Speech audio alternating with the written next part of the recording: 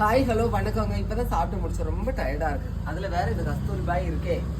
ஐயோ, தேங்காய அவ்வளோ காஞ்ச தேங்காயை உரிக்க கொண்டு போட்டேன்.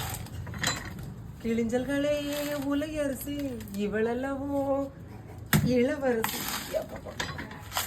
காஞ்ச தேங்காய். இது வந்து கோகனட் ஹஸ்க். ஓகேவா? இதுல ஒரு பயாலஜி சொல்லி தரட்டா. இதுல இருக்கக்கூடிய செல்ஸ் என்ன தெரியுமா? ஸ்க்ளீரன் கைமாட்டஸ் செல்ஸ். ஓகேவா? நான் லிவிங் செல்ஸ். தொண்டி எடுக்கணுமா ஏமா?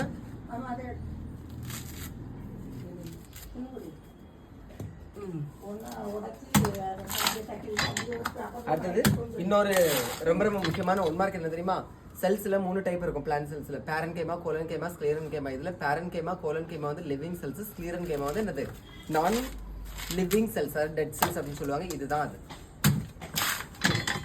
என்ன சொன்னாலும் ஓசியில பாடத்தெல்லாம் கவனிச்சுக்கிட்டு என்னையே ஏசுதுங்க எல்லாம் கமெண்ட்ல.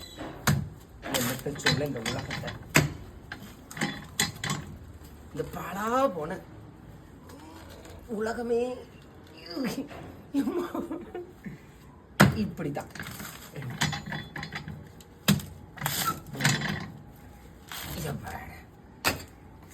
இவ்வளோ தேங்காய் கஷ்டப்பட்டு உரிச்சிருக்கேன். 3, 6, 9, 12 தேங்காய்.